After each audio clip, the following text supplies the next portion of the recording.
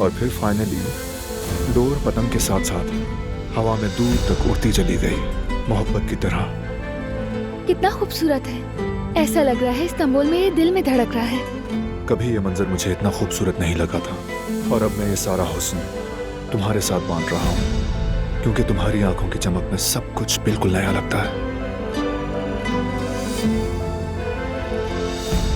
Dance करोगी मेरे साथ?